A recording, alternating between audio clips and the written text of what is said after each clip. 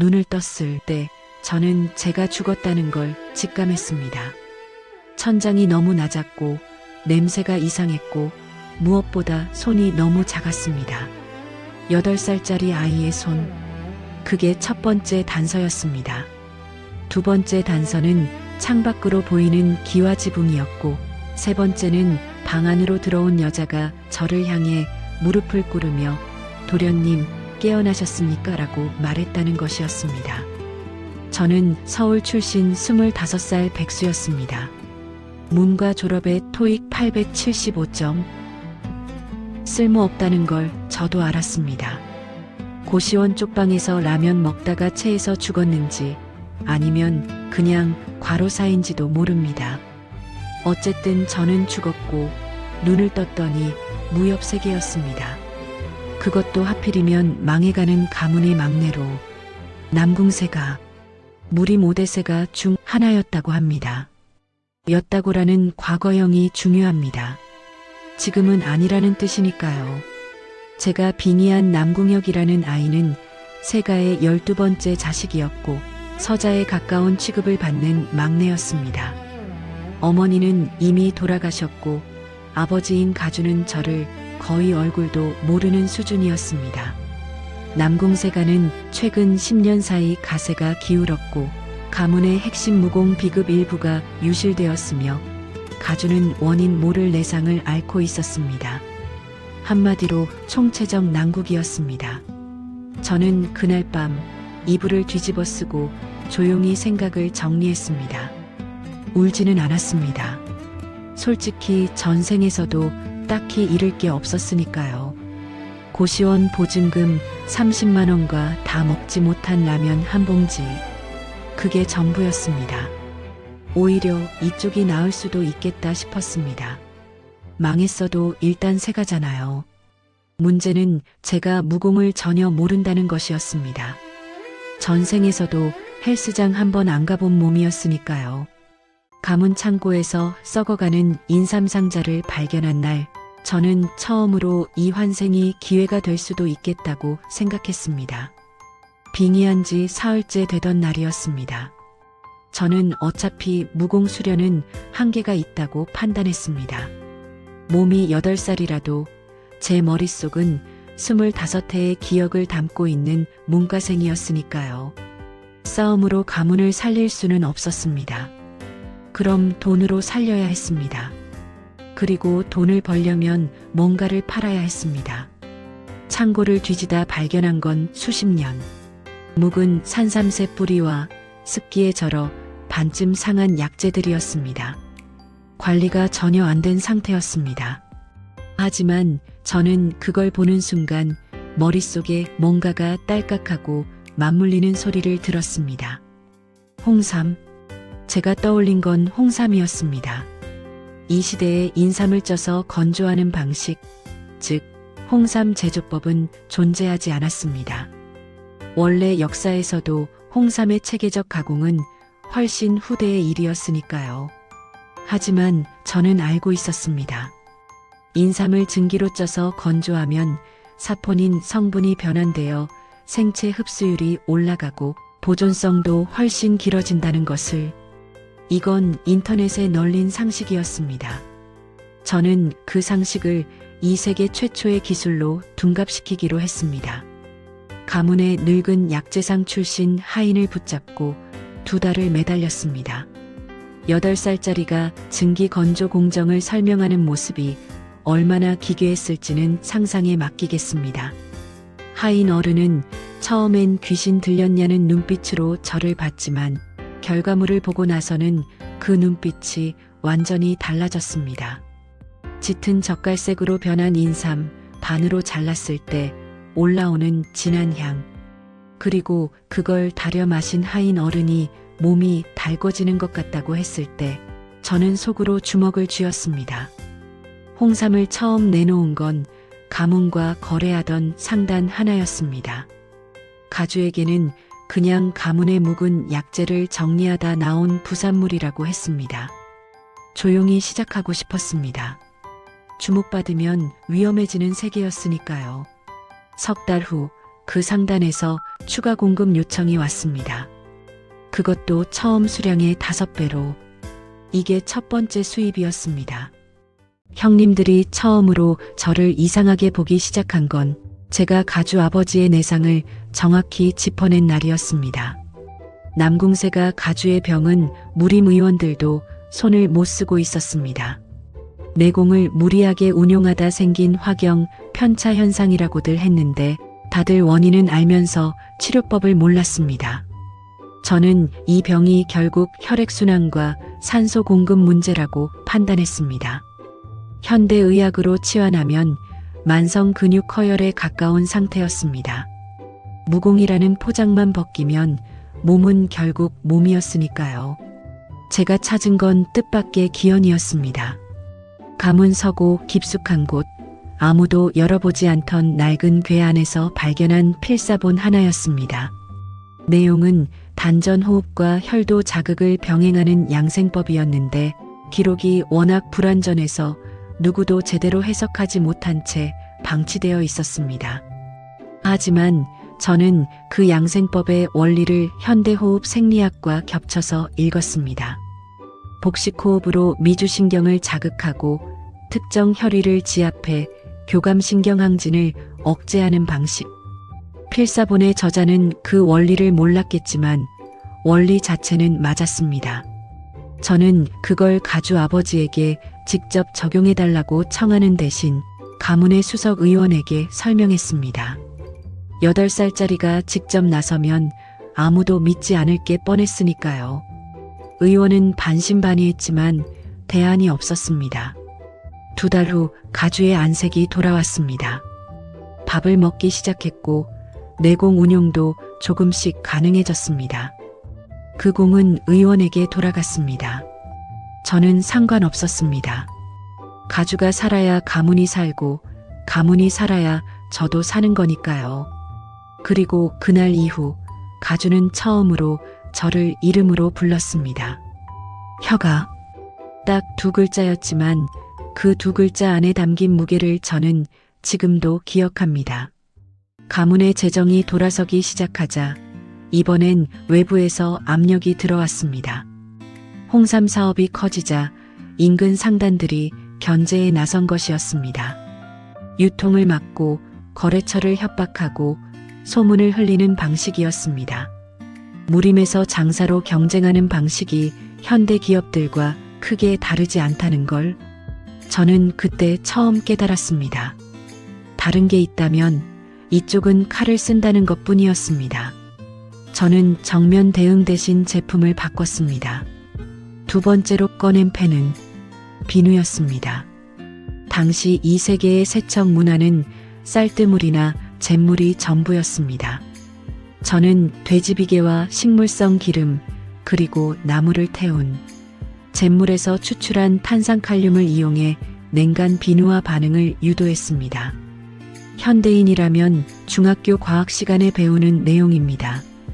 저는 그걸 가문 소속 장인들에게 공정으로 나눠 설명했고 반년의 시행착오 끝에 고형 비누를 만들어냈습니다. 향을 위해 국화 오일을 섞었더니 결과물이 꽤 그럴듯했습니다. 처음에 팔린 건 기생집과 상류층 여성들이 드나드는 목욕시설이었습니다. 반응은 예상보다 폭발적이었습니다. 잿물로 세척했을 때와는 비교할 수 없는 피부 감촉, 거기에 은은한 향까지. 귀족계층에서 입소문이 나자 상단들도 더 이상 무시할 수 없었습니다. 우리를 압박하던 상단 하나가 오히려 유통 협력을 제안해 왔습니다. 저는 웃으며 받아들였습니다. 싸우는 것보다 그게 더 이득이었으니까요. 2번째 기연은 이 무렵에 찾아왔습니다. 비누를 납품하러 갔던 어느 귀족 저택에서 저는 한 노인을 만났습니다. 말수가 없고 눈빛이 깊고 차를 마시는 방식이 범상치 않은 노인이었습니다. 나중에 알고 보니 은거 중인 무림 고수였고 어째서인지 그 노인은 저를 보자마자 흥미롭다는 표정을 지었습니다. 그리고 대화가 끝날 무렵 아무 이유 없이 낡은 책 한 권을 건넸습니다. 쓸 줄 알면 써라. 그게 전부였습니다. 그 책은 남궁세가 유실된 무공 비급의 전편이었습니다. 가문 깃발이 다시 정문에 걸린 날, 저는 혼자 뒷마당에 앉아 하늘을 봤습니다. 비급을 가주에게 전달한 건 제가 12살이 되던 해였습니다. 노인에게 받은 책의 출처를 어떻게 설명할지가 문제였는데 저는 그냥 솔직하게 말했습니다. 귀족 저택에서 만난 노인에게 받았다고. 가주는 한참 동안 아무 말도 하지 않았습니다. 그러다 제 이마에 손을 얹었습니다. 무림 어른이 아랫사람에게 하는 인정의 표시였습니다. 그게 전부였습니다. 저는 그게 충분했습니다. 이후 4년이 더 흘렀습니다. 홍삼과 비누 사업은 가문 직속 상단으로 편입되었고 거기서 나오는 수익이 가문 재정의 절반 이상을 감당했습니다. 유실된 비급이 복원되면서 젊은 무사들의 수련 성과도 달라졌습니다. 가주의 건강이 완전히 회복되자 오대세가 중 두 곳이 가문의 교류를 타진해 왔습니다. 10년 전에는 상상도 못할 일이었다고 형님들이 말했습니다. 저는 그 사이 수련도 계속했습니다. 무공 재능은 평범했지만 호흡법과 기초 체력만큼은 누구보다 이론적으로 접근했습니다. 현대 스포츠 과학에서 배운 인터벌 트레이닝 원리를 무공 수련에 적용하고 회복 수면의 중요성을 아는 사람이 이 세계에 저 혼자뿐이었으니까요. 16이 되었을 때 저는 가문에서 중급 수준의 무사로 인정받았습니다. 천재는 아니었지만 이제 아무도 저를 쓸모없다고 하지 않았습니다. 그것으로 충분했습니다. 전생을 돌아보면 저는 항상 남들이 정해놓은 기준 안에서 뭔가 부족한 사람이었습니다. 학점이 조금 모자라고 스펙이 조금 부족하고 타이밍이 조금 늦은 사람. 그런데 이 세계에 와서 처음 알았습니다. 제가 가진 것들이 어느 문맥에 놓이느냐에 따라 완전히 다른 값을 가진다는 걸. 쓸모없는 지식이란 없었습니다. 쓸모없는 맥락이 있었을 뿐이었습니다. 뒷마당 하늘에 구름이 흘렀습니다. 어딘가에서 수련하는 무사들의 소리가 들렸고 주방에서는 저녁 준비 냄새가 흘러나왔습니다. 남궁세가는 살아있었습니다. 그리고 저도 살아있었습니다. 이번엔 제대로. 찻잔을 내려놓는 순간 손끝이 없어졌습니다. 감각이 사라진 건 오른손 끝부터였습니다. 처음엔 저림이었습니다. 다음엔 마비였습니다. 그리고 시야가 흔들렸습니다. 저는 찻상을 붙잡으려 했지만 손이 말을 듣지 않았습니다. 바닥으로 쓰러지면서 마지막으로 본 건 엎어지는 찻잔이었습니다. 차가 바닥에 번지는 게 느리게 보였습니다. 독이었습니다. 눈을 떴을 때 천장이 달랐습니다. 돌이었습니다. 동굴이었습니다. 횃불 하나, 이끼 냄새, 그리고 낯선 노인이 제 손목을 잡고 있었습니다. 맥을 짚는 손이었습니다. 저는 몸을 일으키려 했습니다. 노인이 손 하나로 제 어깨를 눌렀습니다.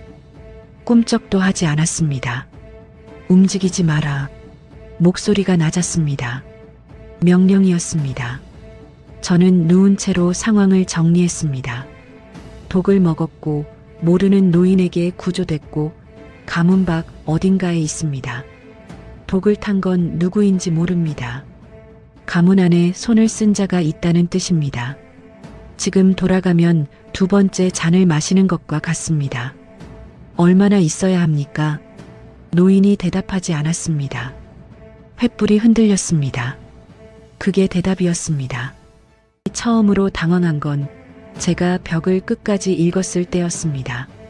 몸이 회복되자 동굴을 천천히 살폈습니다. 벽이었습니다. 바닥부터 손이 닿는 가장 높은 곳까지 글자로 빽빽했습니다. 검법이었습니다. 초식이 아니라 원리였습니다. 읽기 시작했습니다. 시간이 사라졌습니다. 횃불이 절반쯤 타들어갈 무렵 고개를 들었더니 노인이 입구에 서 있었습니다. 언제부터였는지 몰랐습니다. 나가라. 저는 나가지 않고 물었습니다. 끝이 어딥니까? 노인이 굳었습니다. 뭔가를 예상하지 못한 사람의 표정이었습니다. 나가라고 했다. 첫 번째보다 낮았습니다. 그날 밤 잠이 들었다가 깼습니다. 노인이 안쪽 통로에서 나오고 있었습니다. 저를 보지 않았습니다. 아니, 보지 않으려 했습니다. 자는 줄 알았을 겁니다. 노인은 제 옆을 지나 동굴 입구에 앉았습니다. 그러다 작게 혼잣말을 했습니다. 갈등하는 사람의 톤이었습니다. 다음 날 아침이었습니다. 노인이 아무 말 없이 죽 한 그릇을 내밀었습니다. 저는 받아먹으면서 물었습니다. 왜 저를 살리셨습니까? 노인이 잠깐 멈췄습니다. 지나가다 봤다. 그게 다입니까? 그게 다다. 짧고 단호했습니다. 더 물으면 안 될 것 같은 목소리였습니다. 벽 읽어도 됩니까? 등 뒤에서 노인이 낮게 말했습니다. 왼쪽 벽부터 읽어라. 오른쪽은 아직 아니다. 그런데 뭔가가 생긴 겁니다. 저를 보면서, 벽을 끝까지 읽는 걸 보면서 노인 안에서 오래 꺼져 있던 게 다시 켜진 겁니다. 저는 왼쪽 벽으로 걸어가며 속으로 웃었습니다. 이 차갑고 말없는 노인이 사실은 그냥 외로운 사람이었습니다. 그 뒤로 한 달이 흘렀습니다. 한 달이 지난 날 밤 노인이 술잔을 내려놓으며 낮게 말했습니다. 이제 가라. 새벽에 동굴을 나왔습니다. 돌아보지 않으려 했습니다.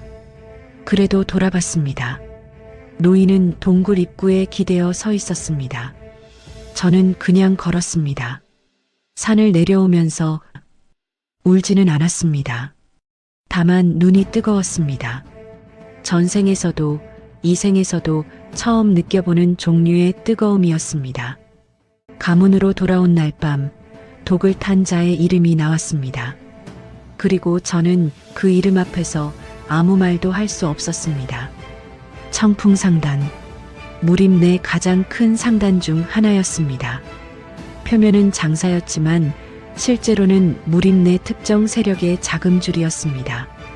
남궁세가의 홍삼과 비누 사업이 커지면서 이권이 겹쳤고 거기에 가문의 무력까지 회복되자 직접 손을 쓴 것이었습니다. 독살 실패 후에는 더 큰 패를 준비하고 있다는 정보가 들어왔습니다. 그 패가 무엇인지 알게 된 건 그날 밤 가주의 집무실에서였습니다. 무림맹 공문이었습니다. 5년에 한 번 열리는 대비무회. 이번 대회를 청풍상단이 뒤에서 주도하고 있었습니다. 우승세가에는 무림맹의 공식 지지와 막대한 이권이 주어지는 대회였습니다. 그리고 남궁세가가 대표를 내지 않으면 오대세가 지위를 재검토하겠다는 조건이 붙어 있었습니다. 함정이었습니다. 나가면 죽고 안 나가면 지위를 잃는 구조였습니다. 형님들이 술렁였습니다.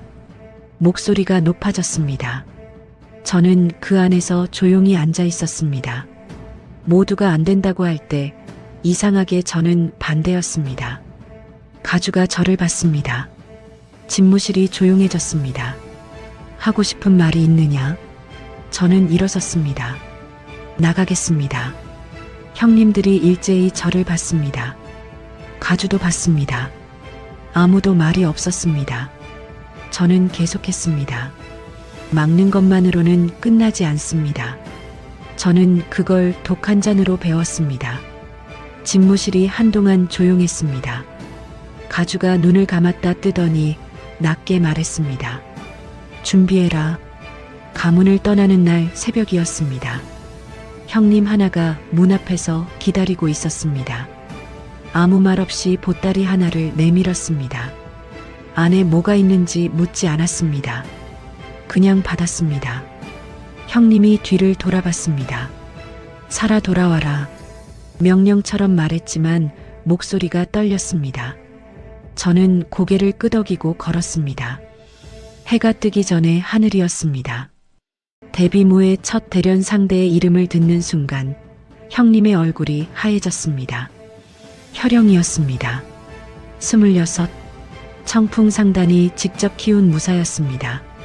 상대한 자 중 멀쩡히 걸어나온 사람이 없다는 소문이 있었습니다. 대진이 조작된 것이었습니다. 첫 판에 끝내겠다는 뜻이었습니다. 대련장에 들어서자 구경꾼들의 눈빛이 이미 결과를 알고 있었습니다. 혈영은 저를 보지 않았습니다. 그게 더 불쾌했습니다. 3번의 교환에서 한 번도 제대로 된 초식을 쓰지 못했습니다. 상대가 너무 빨랐습니다. 왼쪽 옆구리를 얻어맞았습니다. 바닥을 굴렀습니다. 일어섰습니다. 다시 얻어맞았습니다. 또 굴렀습니다. 또 일어섰습니다. 구경꾼들이 조용해졌습니다. 지는 게 보이는데 계속 일어서는 사람을 어떻게 봐야 할지 모르는 침묵이었습니다. 그때 노인의 말이 들렸습니다.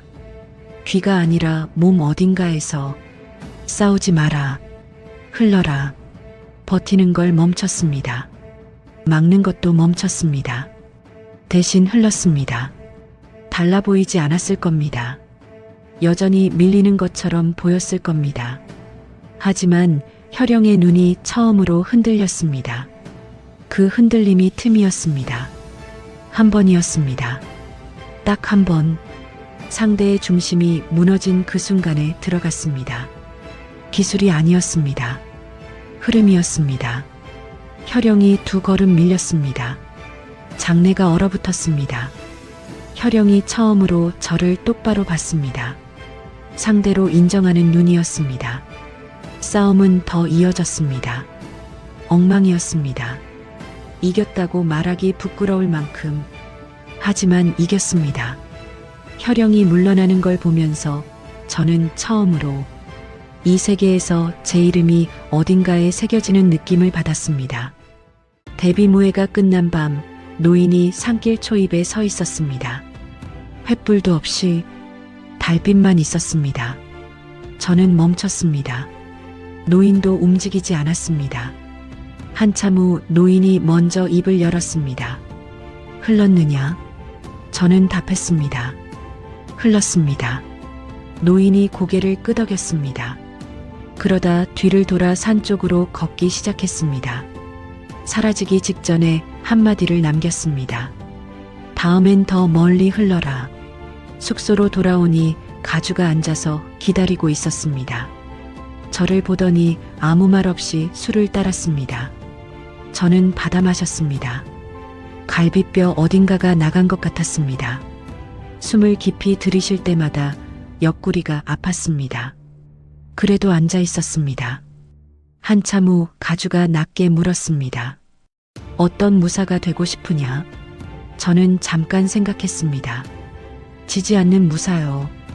가주가 고개를 갸웃했습니다. 저는 계속했습니다. 이기지 못해도 괜찮습니다. 지지만 않으면 결국 서 있을 수 있으니까요. 가주가 오래 저를 봤습니다. 그러다 제 어깨에 손을 올렸습니다. 무겁고 따뜻한 손이었습니다. 잘 자라고 있구나. 전생에서 한 번도 들어본 적 없는 말이었습니다. 밤이 깊었습니다. 청풍상단은 아직 건재했습니다. 갈 길은 멀었습니다. 하지만 어딘가 동굴에서 노인이 혼자 술을 마시고 있을 것 같았습니다. 그 생각을 하자 마음이 따뜻해졌습니다. 오늘은 지지 않았습니다. 그걸로 오늘은 됐습니다. 혈령이 가문 후원담 아래에 쭈그려 앉아 있었습니다. 데뷔모회에서 청풍상단의 내부 장부를 무림맹에 제출한 직후였습니다. 혈령은 그 자리에서 파문됐습니다. 청풍상단이 키운 무사가 상단을 배신했으니 당연한 수순이었습니다. 돌아갈 곳이 없어졌습니다. 그런데 발이 남궁세가 쪽으로 향했고 후원담 아래에 도착한 뒤로 움직이지 않았습니다. 가주가 저를 불렀습니다. 저자를 어떻게 할 생각이냐? 저는 잠깐 생각했습니다. 혈령이 장부를 꺼냈을 때 그건 저를 돕기 위한 게 아니었습니다. 청풍상단이 오랫동안 그의 가족을 협박수단으로 써왔다는 걸 나중에 알았습니다. 더 이상 버티지 않기로 한 것이었습니다. 그 결심 때문에 모든 걸 잃었습니다. 저는 가주에게 말했습니다. 제가 데려오겠습니다. 후원으로 나갔습니다. 현령이 담에 등을 기대고 하늘을 보고 있었습니다. 저는 그 옆에 앉았습니다. 한동안 아무 말도 하지 않았습니다.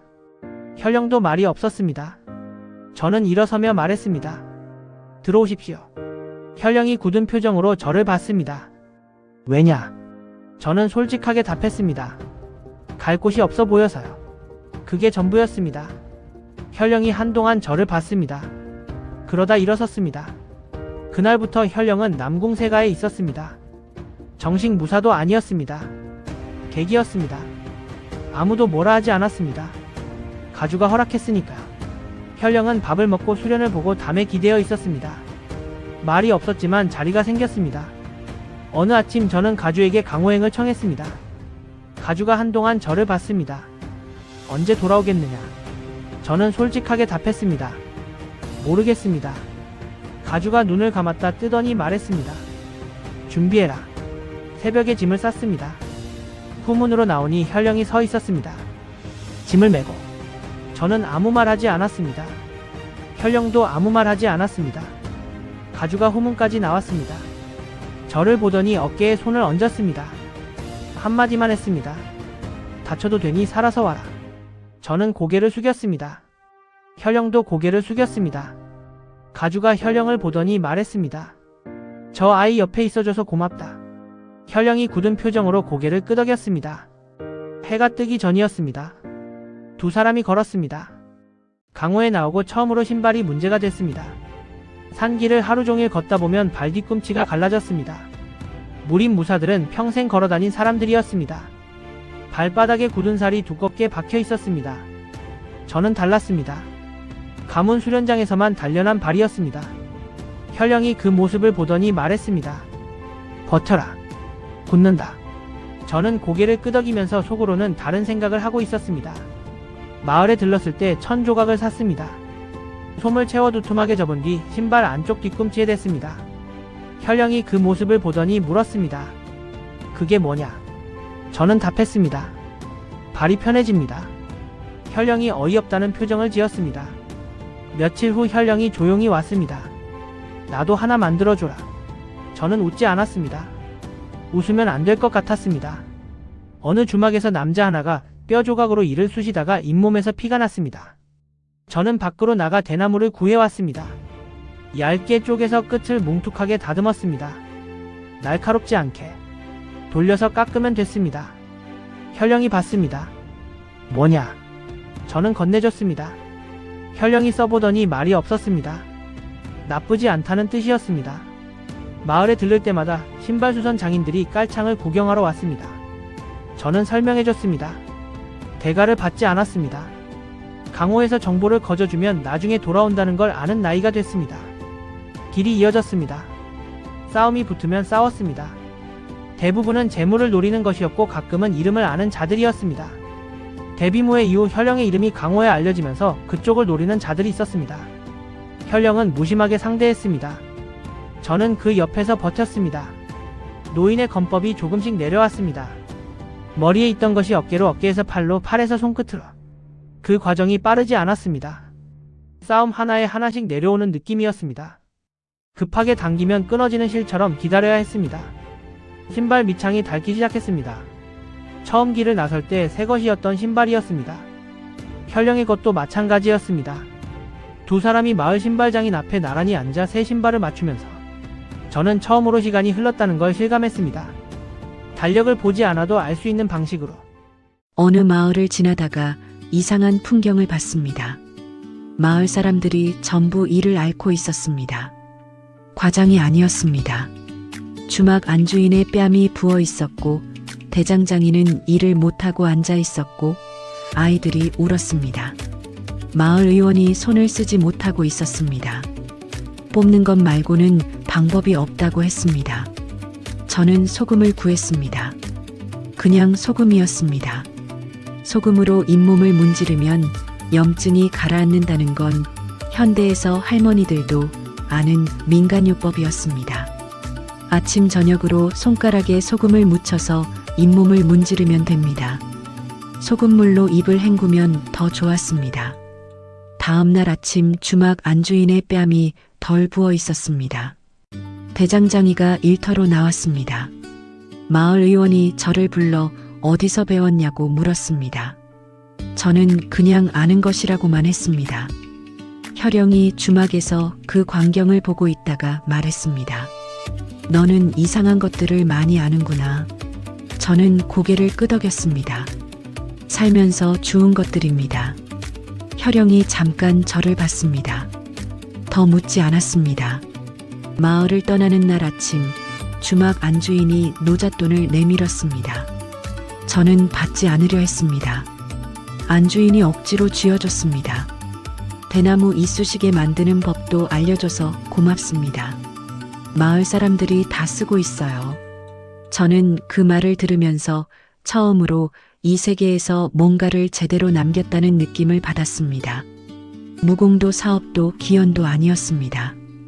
대나무 이쑤시개와 소금 양치였습니다. 걸었습니다. 그것뿐이었습니다. 산이 있으면 넘었고 강이 있으면 건넜고 마을이 있으면 들렀습니다.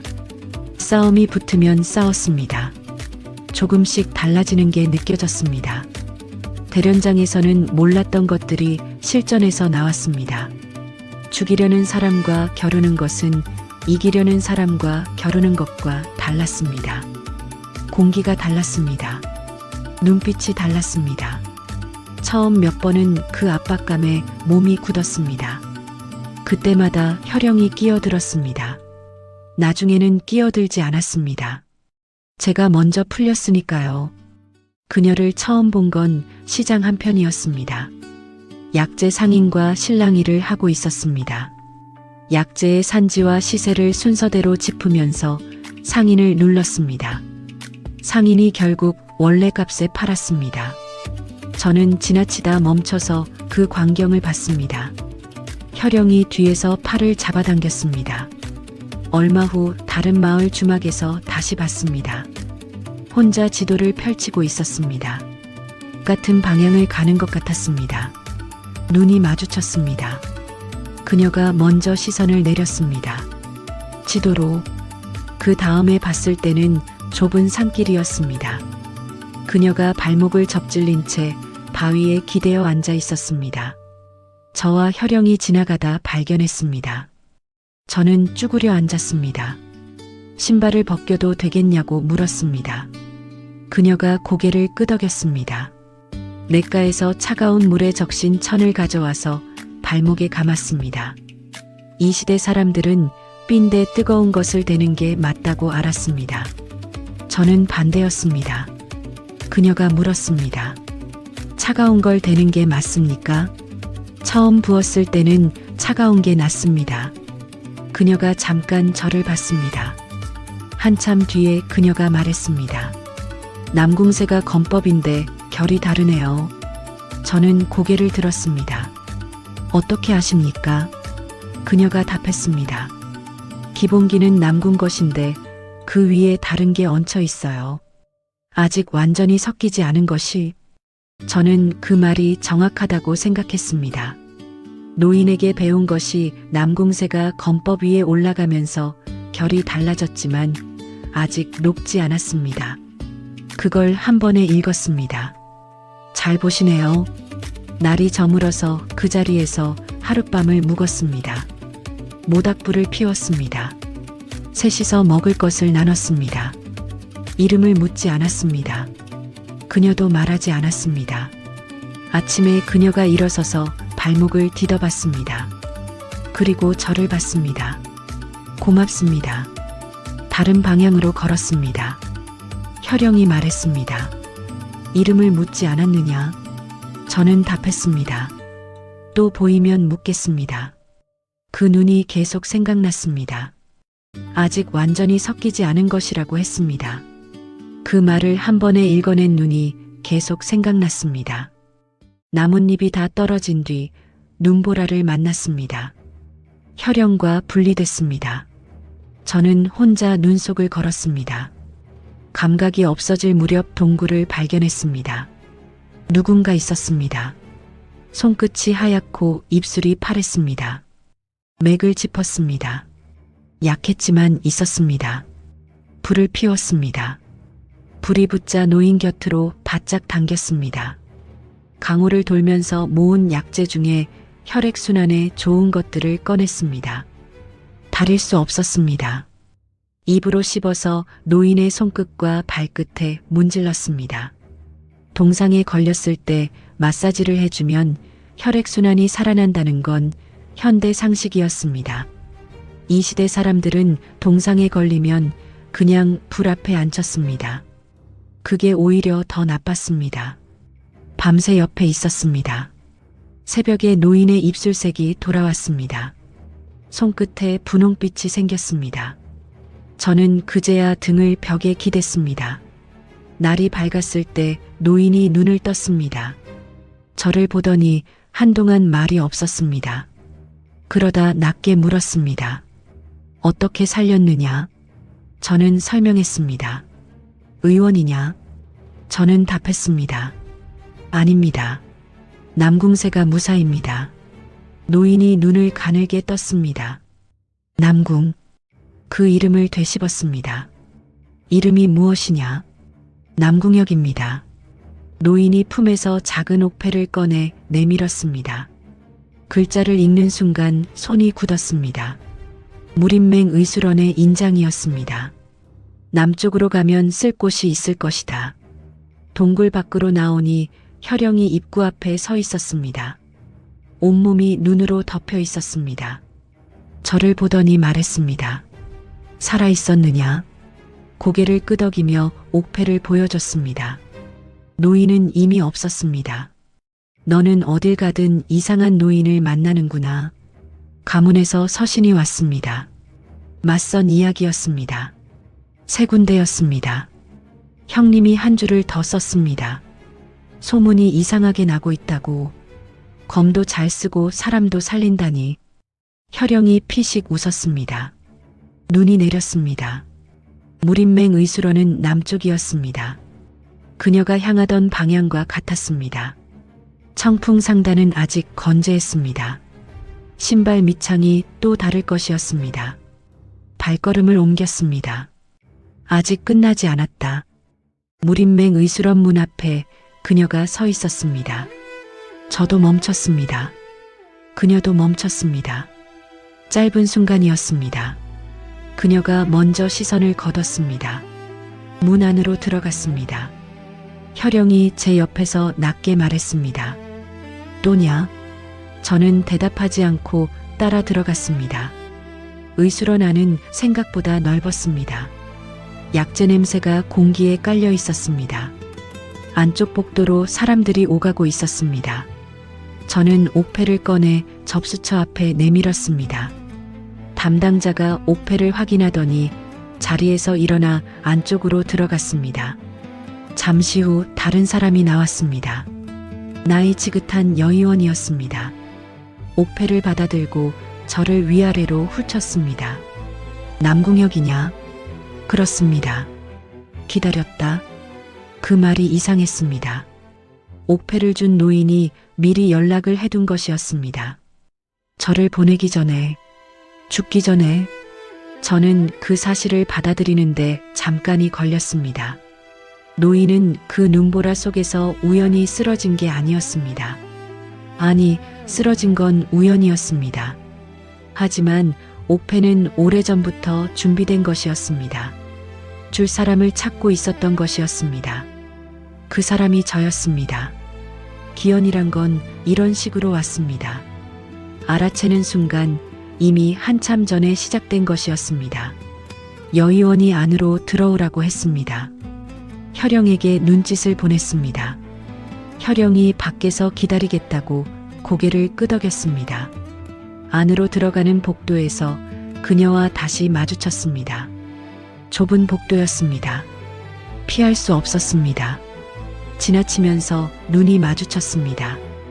저는 이번에 먼저 물었습니다. 이름이 무엇입니까? 그녀가 걸음을 멈췄습니다. 잠깐 저를 봤습니다. 뭔가를 재는 눈이었습니다. 그러다 말했습니다. 서아. 그것뿐이었습니다. 다시 걸었습니다. 저는 그 이름을 머릿속에 넣으면서 여의원의 방으로 들어갔습니다. 석 달 만에 처음으로 이름을 알았습니다. 강호에서 3번 스쳤던 사람의 이름이었습니다. 여의원의 이름은 설옥이었습니다. 무림맹 의술원에서 오랫동안 일한 사람이었습니다. 첫 인상은 날카로웠습니다. 저를 앉혀놓고 아무 말 없이 맥부터 짚었습니다. 한참 짚더니 손을 뗐습니다. 무공은 어느 정도냐? 중급과 상급 사이쯤 됩니다. 내상은 왼쪽 갈비뼈 2개가 완전히 붙지 않았습니다. 강호에서 다친 것입니다. 당시에 바로 처치했고 지금은 불편하지 않습니다. 설옥이 눈썹을 올렸습니다. 제가 먼저 말한 게 예상 바뀐 모양이었습니다. 저는 계속했습니다. 어디서 얼마나 다쳤고 어떻게 처치했는지 설옥이 그걸 받아 적으면서 들었습니다. 다 듣고 나서 붓을 내려놓으며 말했습니다. 의술을 어디서 배웠느냐? 배운 것이 아닙니다. 아는 것들입니다. 설옥이 침묵했습니다. 그 침묵이 길었습니다. 저를 보는 눈빛이 처음과 달라졌습니다. 날카로운 건 그대로였지만 그 안에 다른 게 섞였습니다. 내가 강호에서 사람을 살렸다는 소문이 여기까지 왔다. 동상에 걸린 자를 살렸고 이를 앓는 마을을 고쳤고 삔 발목에 냉찜질을 했다고. 저는 고개를 끄덕였습니다. 설옥이 말을 이었습니다. 무림맹 의술원이 지금 사람이 필요하다. 단순히 약재를 쓸 줄 아는 사람이 아니라. 잠깐 멈췄습니다. 왜 그렇게 살렸는지를 아는 사람이. 저는 그 말의 무게를 가늠했습니다. 단순한 일자리 제한이 아니었습니다. 뭔가가 더 있었습니다. 하지만 설옥은 거기서 멈췄습니다. 아직은 아니라는 뜻이었습니다. 의술원에 머물기로 했습니다. 혈영도 함께였습니다. 혈영은 특별한 역할이 없었지만 자리를 떠나지 않았습니다. 의술원 안쪽 마당에 앉아 있거나 담 근처를 맴돌았습니다. 저는 이유를 묻지 않았습니다. 서아가 의술원에 있는 이유는 며칠 후에 자연스럽게 알았습니다. 약재 조달이었습니다. 강호를 돌며 약재를 구해 의술원에 납품하는 일이었습니다. 그래서 같은 방향으로 걸었던 것이었습니다. 처음 마주쳤던 시장에서 약재 상인을 논리로 눌렀던 이유가 있었습니다. 그런데 어느 날 설옥이 서아를 부르는 걸 지나치다 들었습니다. 방 안에서 낮게 오가는 말이었습니다. 내용은 들리지 않았습니다. 하지만 서아의 목소리 톤이 달랐습니다. 약재를 납품하는 사람이 쓰는 목소리가 아니었습니다. 무언가를 보고하는 사람의 목소리였습니다. 저는 그냥 지나쳤습니다. 강호에서 배운 것이 있었습니다. 모르는 척하는 것도 아는 것이라는 것을. 가문에서 급서가 온 건 의술원에 자리를 잡은 지 얼마 되지 않아서였습니다. 형님의 글씨였습니다. 손이 떨렸는지 획이 고르지 않았습니다. 내용은 짧았습니다. 청풍상단의 무력이 남궁세가 인근을 움직이고 있다는 것이었습니다. 직접 공격이 아니었습니다. 포위였습니다.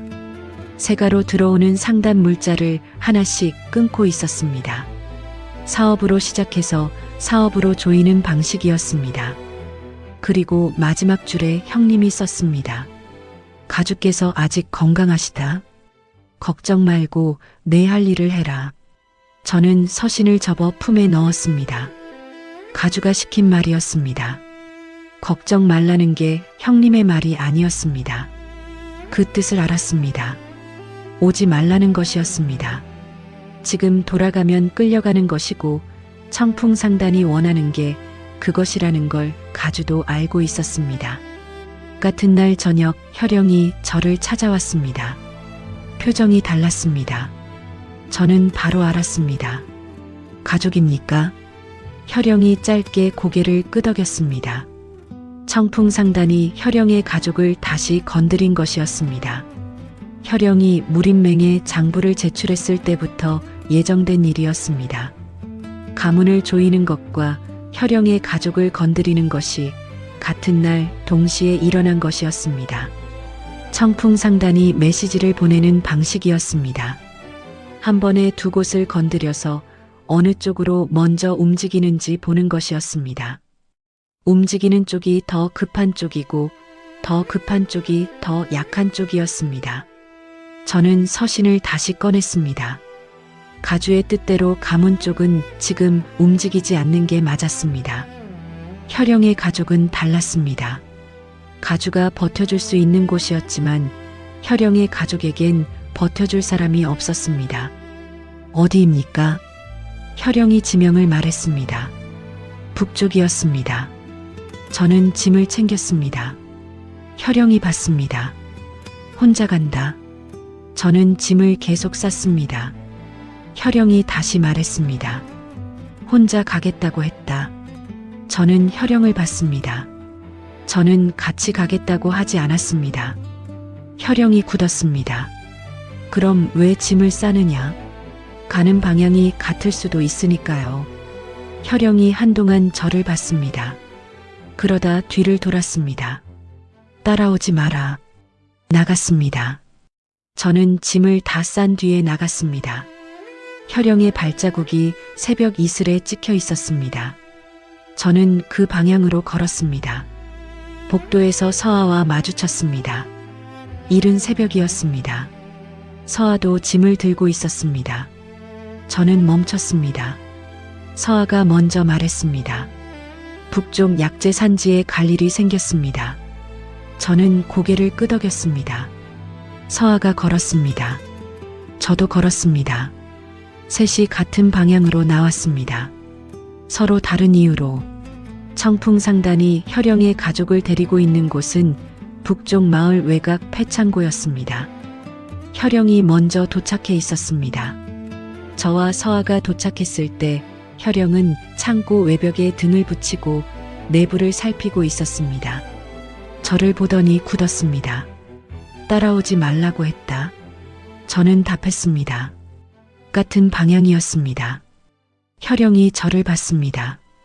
저도 봤습니다. 혈영이 먼저 눈을 거뒀습니다. 지금은 다툴 시간이 없었습니다. 창고 안을 살폈습니다. 무사가 10명이 넘었습니다. 혈영 혼자서는 무리였습니다. 저와 둘이서도 빠듯했습니다. 저는 속으로 계산했습니다. 방법이 없지는 않았지만 시간이 걸렸습니다. 시간이 걸리면 안에 있는 가족들이 위험했습니다. 서아가 창고를 한 바퀴 돌더니 왔습니다. 뒤쪽 환기구 쪽에 인원이 더 있습니다. 저는 서아를 봤습니다. 발소리입니까? 숨소리입니다. 5이요. 혈영도 서아를 봤습니다. 저도 예상하지 못했습니다. 약재를 조달하는 사람이 숨소리로 인원을 파악하는 귀를 가지고 있었습니다. 서아가 품에서 작은 유리병 여러 개를 꺼냈습니다. 짙은 노란빛 액체였습니다. 저는 그게 뭔지 냄새만으로 알았습니다. 강호를 돌면서 약재를 공부할 때 봤던 것이었습니다. 자극성이 강한 휘발 성분을 가진 약재였습니다. 눈과 기도를 자극해서 일시적으로 움직임을 막는 것이었습니다. 현대로 치면 최루 성분에 가장 가까운 물질이었습니다. 서아가 말했습니다. 환기구 쪽은 제가 맡겠습니다. 혈영이 굳었습니다. 위험하다. 서아가 혈영을 봤습니다. 눈빛이 차분했습니다. 약재를 쓰는 것입니다. 위험하지 않습니다.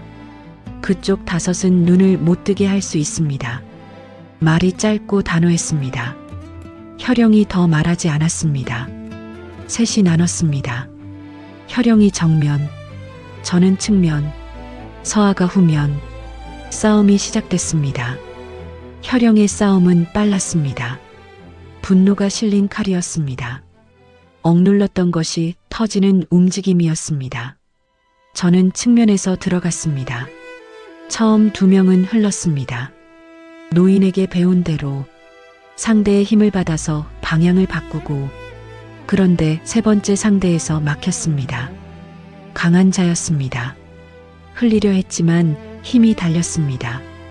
뒤로 밀렸습니다. 그때 남궁 건법의 기본기가 올라왔습니다. 억지로 끌어올린 게 아니었습니다. 그냥 나왔습니다. 발의 위치가 남궁 건법의 보법이었고 팔의 각도가 남궁 건법의 기본 초식이었습니다. 그 위에 노인의 흐름이 실렸습니다. 막는 게 아니었습니다. 버티는 것도 아니었습니다. 남궁 건법의 힘으로 버티면서 노인의 방식으로 흘렸습니다. 두 개가 따로 있었던 게 하나가 됐습니다. 어느 순간이었는지 몰랐습니다. 알아채는 순간 이미 되어 있었습니다. 상대가 물러났습니다. 후면에서 비명소리가 났습니다. 짧았습니다. 그러다 조용해졌습니다. 서아가 해냈습니다. 창고 안이 정리됐습니다. 혈영이 안쪽 방으로 뛰어들어갔습니다. 저는 그 자리에 서서 손을 봤습니다. 손이 떨리지 않았습니다. 방금 일어난 일을 정리했습니다. 두 건법이 다들은 것이었습니다. 충돌한 게 아니었습니다. 하나가 다른 하나를 밀어낸 것도 아니었습니다. 그냥 하나가 됐습니다. 위기가 밀어붙였을 때 몸이 스스로 찾은 것이었습니다. 서아가 옆으로 왔습니다. 유리병들을 품에 넣으면서 저를 봤습니다. 그러더니 말했습니다. 검이 달라졌어요. 저는 서아를 봤습니다. 서아가 말했습니다. 섞였네요. 이제 말투가 담담했습니다. 칭찬도 아니었고 그냥 확인하는 말이었습니다. 그런데 그 담담함이 오히려 더 정확하게 들렸습니다. 저는 한동안 아무 말도 하지 못했습니다. 혈영이 가족들과 함께 방에서 나왔을 때 저는 처음으로 혈영이 얼굴이 무너지는 걸 봤습니다. 눈 깜짝할 사이였습니다. 바로 원래 얼굴로 돌아갔습니다. 하지만 그 짧은 순간을 봤습니다. 가족은 노모와 어린 여동생이었습니다. 여동생이 혈영을 보자마자 달려와 안겼습니다. 혈영이 그 작은 몸을 한 팔로 받았습니다. 아무 말 없이 눈을 먼 곳으로 향한 채 노모가 그 옆에서 혈영의 등을 손으로 두드렸습니다. 아주 천천히. 저는 뒤를 돌았습니다. 볼 자리가 아니었습니다. 서아도 함께 돌았습니다. 두 사람이 말없이 폐창고 밖으로 나왔습니다. 찬 공기가 얼굴에 닿았습니다. 서아가 낮게 말했습니다. 청풍상단이 가족을 오래 잡고 있었군요. 저는 고개를 끄덕였습니다. 서아가 말을 이었습니다. 이걸로 끝이 아닐 텐데요. 저는 서아를 봤습니다. 서아는 앞을 보고 있었습니다. 청풍상단을 아는 눈이었습니다. 단순히 약재를 조달하면서 봐온 것 이상의 눈이었습니다. 저는 물었습니다. 청풍상단에 대해 얼마나 알고 있습니까? 서아가 잠깐 침묵했습니다. 짧은 침묵이었지만 뭔가를 재는 침묵이었습니다. 그러다 말했습니다. 약재를 조달하다 보면 이런저런 것들이 보입니다. 그것뿐이었습니다. 저는 더 묻지 않았습니다. 그 대답이 전부가 아니라는 걸 알았습니다. 숨소리로 사람 수를 파악하는 귀를 가진 사람이 약재 조달만 하는 사람이 아니라는 걸 알았습니다. 서로에게 보고하듯 말하던 목소리를 들었다는 걸 알았습니다. 하지만 묻지 않았습니다. 혈영도 처음엔 아무것도 말하지 않았습니다. 강호에서 같은 방향으로 걷다 보면 보이는 것들이 있었습니다. 혈영이 나왔습니다.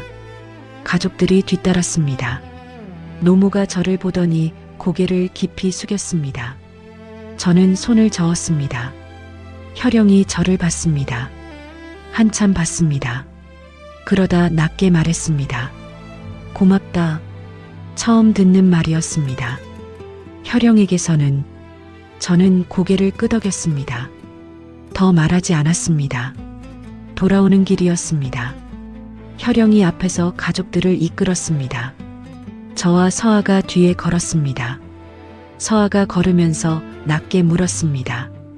건법이 섞였으면 이제 청풍상단 쪽으로 갈 생각입니까? 저는 솔직하게 답했습니다. 아직입니다. 서아가 물었습니다. 왜요? 저는 걸으면서 말했습니다.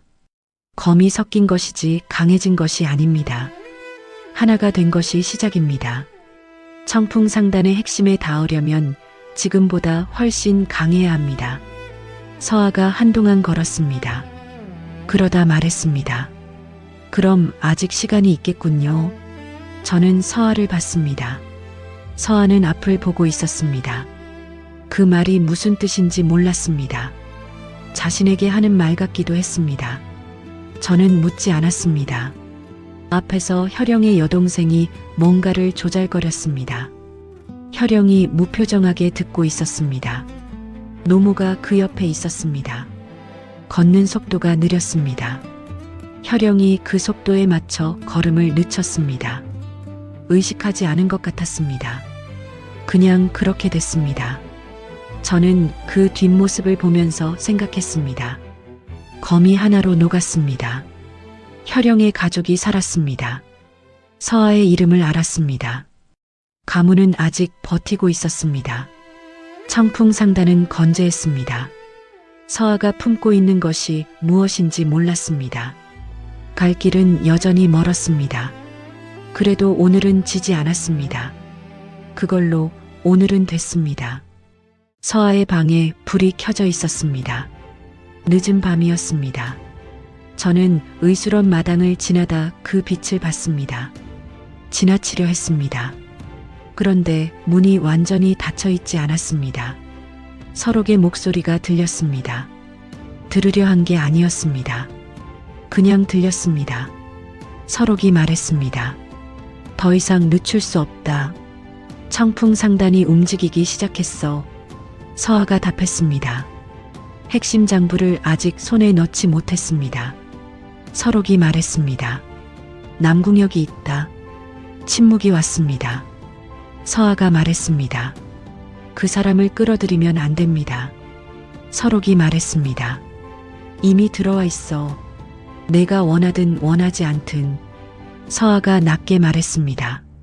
아버지가 청풍상단에 죽은 건 제 일입니다. 서록이 말했습니다. 무린맹의 일이기도 해. 15년 전부터.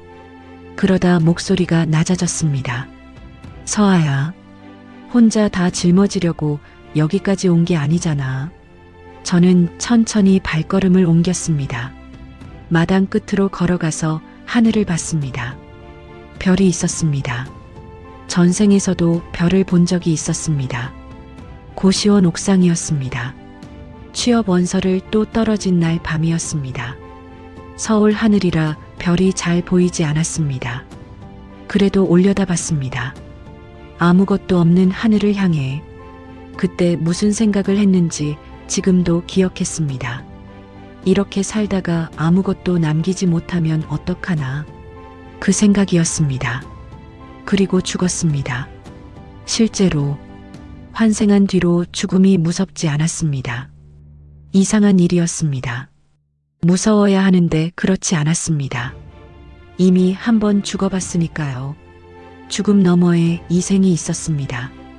그러니까 이생 너머에도 뭔가 있을 것이었습니다. 그 확신이 강호에서 싸울 때마다 발을 움직였습니다.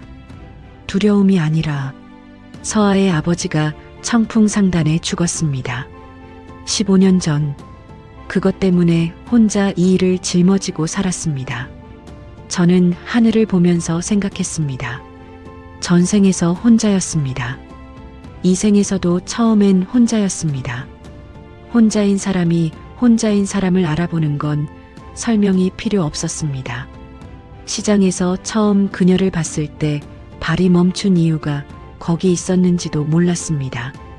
다음 날 아침 서아의 방문을 두드렸습니다. 서아가 문을 열었습니다. 표정이 굳었습니다. 저는 말했습니다. 들었습니다. 어젯밤에. 서아가 한동안 저를 봤습니다. 그러다 옆으로 비켰습니다. 방 안에 지도가 펼쳐져 있었습니다. 강호 전역이었습니다. 붉은 점들이 찍혀 있었습니다. 오랫동안 모은 것이었습니다. 저는 그 지도를 보면서 전생의 기억이 스쳤습니다. 대학 도서관에서 밤새 자료를 모으던 것, 쓸모가 없었습니다. 취업에는, 그런데 이 세계에서는 그 습관이 달랐습니다. 정보를 모으는 것이 힘이었습니다. 서아는 그걸 알고 있었습니다. 15년 동안 서아가 말했습니다. 아버지는 제가 10살 때 돌아가셨습니다. 청풍상단이 아버지의 의술원을 탐냈습니다. 거절했습니다. 그게 이유였습니다. 담담한 목소리였습니다. 오래 씹어서 단단해진 말이었습니다. 서록 원장님이 걷어주셨습니다. 무림맹 의술원에서 자랐습니다. 청풍상단을 무너뜨리는 게 제 일이 됐습니다. 서아가 지도를 짚었습니다. 15년 동안 모았습니다. 거점, 자금줄, 핵심 인물들. 그런데 한 가지가 없었습니다. 저는 물었습니다. 무엇입니까? 청풍상단 수장이 직접 들고 다니는 핵심 장부입니다. 저는 지도에서 가장 북쪽 붉은 점을 봤습니다. 수장이 지금 저기 있습니까? 서아가 고개를 끄덕였습니다. 서록이 들어왔습니다. 탁자 위에 문서 하나를 올려놓았습니다. 무림맹 긴급 소집 권한이다. 장부를 손에 넣는 순간 쓸 수 있다. 그리고 방을 나갔습니다. 저는 그 문서를 봤습니다. 서아를 봤습니다. 같이 가겠습니다. 서아가 저를 봤습니다. 왜요? 저는 솔직하게 답했습니다. 혼자인 사람이 혼자 끝내는 건 아닌 것 같아서요. 서아가 한동안 저를 봤습니다. 뭔가를 재는 눈이었습니다. 그러다 지도를 접었습니다. 아무 말하지 않았습니다. 그게 답이었습니다. 저는 방 안 지도를 보면서 전생의 기억이 스쳤습니다. 대학 도서관에서 밤새 자료를 모으던 것, 쓸모가 없었습니다. 취업에는, 그런데 이 세계에서는 그 습관이 달랐습니다. 정보를 모으는 것이 힘이었습니다. 서아는 그걸 알고 있었습니다. 15년 동안 저는 생각했습니다. 전생에서 쓸모없던 것들이 이 생에서는 달랐습니다. 쓸모없는 지식은 없었습니다.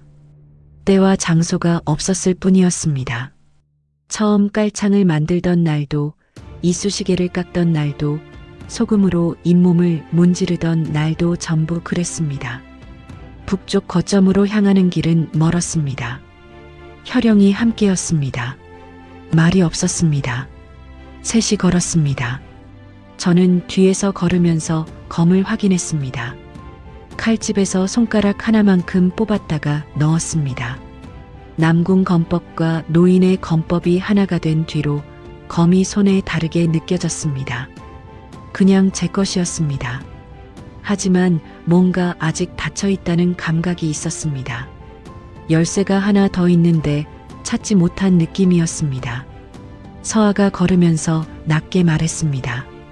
수장 곁에 호위가 셋입니다. 전부 상급 무사입니다. 혈영이 앞에서 답했습니다. 셋이면 하나씩입니다. 저는 고개를 끄덕였습니다. 거점은 산장이었습니다. 서아가 서쪽 환기로 약재 연기를 흘려보냈습니다.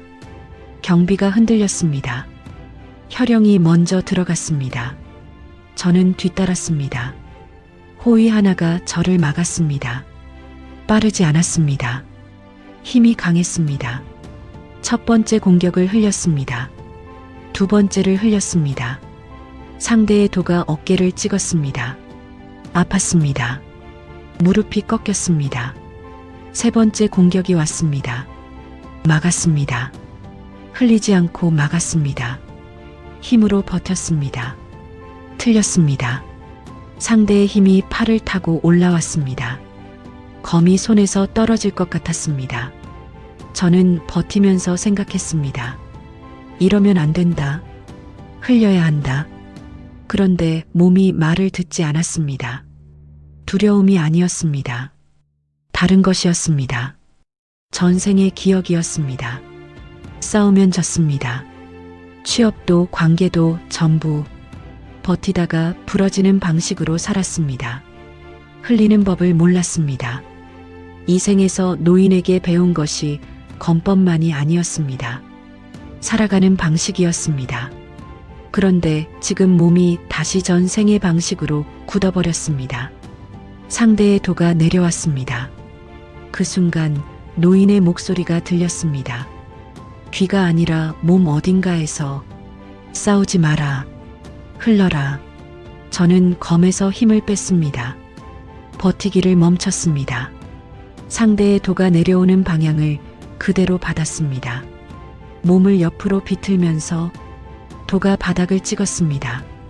상대의 중심이 쏟아졌습니다. 거기에 들어갔습니다. 상대가 쓰러졌습니다.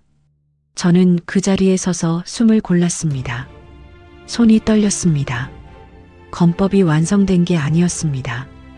전생의 방식과 이생의 방식이 충돌하는 순간에 노인의 말이 갈랐습니다. 그게 마지막 열쇠였습니다. 기술이 아니었습니다. 전생에 굳은 것을 내려놓는 것이었습니다. 버티는 삶이 아니라 흐르는 삶으로 죽어서 환생했는데 살아가는 방식은 여전히 전생이었다는 걸 그 순간에 알았습니다. 수장의 방문이 앞에 있었습니다. 수장이 검을 뽑고 있었습니다. 남궁세가 막내, 저를 알고 있었습니다. 저는 검을 뽑지 않았습니다. 수장이 그것을 봤습니다. 눈이 가늘어졌습니다. 장부를 주십시오. 수장이 웃었습니다. 싸우지도 않고 저는 답했습니다. 장부가 목적입니다. 주시면 다치지 않습니다. 수장의 눈빛이 달라졌습니다. 그러다 달려왔습니다. 빨랐습니다. 50년을 갈고 닦은 검이었습니다. 저는 흘렸습니다. 첫 번째, 두 번째, 세 번째에서 옆구리를 스쳤습니다. 아팠습니다. 그래도 흘렸습니다. 막지 않았습니다. 버티지 않았습니다. 전생에서도 이생에서도 버티는 것만으로는 살아남지 못한다는 걸 이미 알고 있었습니다. 수장의 검이 무거웠습니다. 50년짜리 무게였습니다. 저는 그 무게를 받았습니다. 방향을 바꿨습니다. 남궁 검법으로 딛고 노인의 흐름으로 실어서 수장의 중심이 무너졌습니다. 거기에 들어갔습니다. 수장이 무릎을 꿇었습니다. 품에서 작은 책자를 꺼내 바닥에 던졌습니다. 장부였습니다. 저는 주었습니다. 펼쳤습니다. 30년치 기록이었습니다. 한 페이지 귀퉁이에 이름이 있었습니다. 서아의 아버지 이름이었습니다. 작게 저는 그 이름을 손가락으로 짚었습니다. 전생에서 아버지가 없었던 건 아니었습니다. 있었습니다. 그냥 바빴습니다. 서로 마지막으로 전화한 게 언제인지 기억이 나지 않았습니다. 죽기 전까지도 그게 후회로 남아 있었습니다. 이 생에서 가주의 손이 어깨에 얹힐 때마다 그 후회가 조금씩 옅어졌습니다. 서아는 그 후회를 15년 동안 혼자 들고 살았습니다. 저는 장부를 덮었습니다. 문 앞에 서아가 있었습니다. 저는 서아에게 장부를 건넸습니다. 서아가 받아들었습니다. 펼치지 않았습니다. 가슴에 안았습니다. 눈물도 없었습니다. 말도 없었습니다. 저는 아무 말 하지 않았습니다. 그냥 옆에 있었습니다. 그것뿐이었습니다. 전생에서 혼자였을 때 누군가 옆에 있어줬으면 했던 것처럼 무림맹 긴급 소집이 열린 날 서록이 단상에 섰습니다. 청풍상단의 내부 장부, 서아가 15년 동안 모은 거점 기록, 혈영이 제출한 작은 문서, 수장의 핵심 장부, 4가지가 같은 탁자 위에 놓였습니다. 이번엔 반박이 없었습니다. 반박할 구멍이 없었습니다. 30년치 기록이 전부 나왔으니까요. 청풍상단이 무너지는 데는 생각보다 오래 걸리지 않았습니다. 뿌리가 썩어 있었으니까요. 남궁세가 복권 공문이 내려왔습니다. 오대세가 공식 지위 회복, 가문 인근 봉쇄 해제, 가주가 직접 올라왔습니다. 저는 의술원 마당에서 가주를 맞았습니다. 가주가 저를 보더니 아무 말하지 않았습니다. 어깨를 두 손으로 잡았습니다. 한동안 그렇게 있었습니다. 저는 그 손의 무게를 받았습니다. 전생에서 받아보지 못한 무게였습니다. 이 생에서 처음 받는 것들이 있었습니다. 가주의 손, 형님들의 걱정, 혈영의 고맙다는 말. 하나씩 쌓일 때마다 이 생이 전생보다 더 진짜가 되어갔습니다. 처음엔 환생한 것이 낯설었는데 이제는 반대였습니다. 전생이 꿈 같았습니다. 고시원도, 토익 점수도, 혼자 먹던 편의점 밥도. 가주가 낮게 말했습니다. 잘했다. 그날 저녁 서아가 마당에 있었습니다. 저는 옆에 앉았습니다.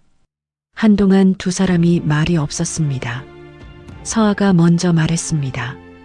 이제 어떻게 할 거예요? 저는 답했습니다. 가문으로 돌아가야 합니다. 서아가 고개를 끄덕였습니다. 저는 물었습니다. 서아는요? 서아가 잠깐 하늘을 봤습니다. 모르겠어요. 15년 동안 이것만 생각했는데 막상 끝나니까 다음이 없네요. 저는 그 말을 들으면서 가슴 어딘가가 조여들었습니다. 전생에서 그랬습니다. 시험에 붙는 것만 생각했습니다. 붙고 나면 어떻게 살 건지는 생각하지 않았습니다. 그러다 지쳐서 죽었습니다. 서아가 지금 그 자리에 있었습니다.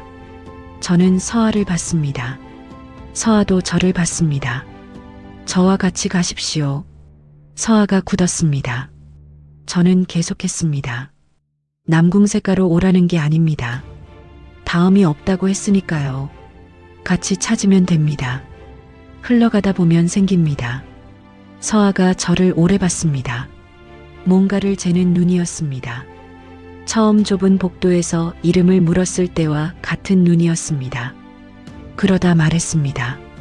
강호에서 3번 스쳤다가 발목 하나로 여기까지 왔는데 목소리가 낮았습니다. 더 흘러가면 어디까지 갈까요? 저는 답했습니다. 모르겠습니다. 같이 가봐야 합니다. 서아가 오래 저를 봤습니다. 그러다 시선을 걷었습니다. 하늘을 봤습니다. 한참 있다가 말했습니다.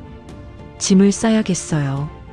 저는 그 말을 듣고 아무 말도 하지 않았습니다. 고개를 끄덕이지도 않았습니다. 그냥 옆에 앉아 있었습니다. 두 사람이 나란히 하늘을 봤습니다. 별이 있었습니다. 전생에서 고시원 옥상에서 봤던 그 하늘이 생각났습니다. 아무것도 남기지 못하면 어떡하나 그 생각을 하던 밤이었습니다. 지금은 달랐습니다. 가문으로 돌아가는 날 아침이었습니다. 서아가 의술원 문 앞에 서 있었습니다. 짐을 들고 저는 걸어가다 멈춰서 서아를 봤습니다. 강호에서 또 보이면 이번엔 제가 먼저 알아보겠습니다. 서아가 저를 봤습니다. 잠깐이었습니다. 그러다 말했습니다. 같은 방향이면요. 저는 웃었습니다. 고개를 끄덕이고 걸었습니다. 가주가 옆에서 낮게 물었습니다. 저 아이가 누구냐? 저는 답했습니다. 흘러가다 만난 사람입니다. 가주가 저를 봤습니다. 한참 봤습니다. 그러다 고개를 끄덕였습니다. 가문이 살아났습니다. 서아가 15년을 내려놨습니다. 노인의 검법이 몸 안에 있었습니다. 깔창과 이쑤시개와 소금 양치를 아는 사람들이 강호 어딘가에 있었습니다. 동굴벽에는 아직 빈 공간이 남아 있었습니다.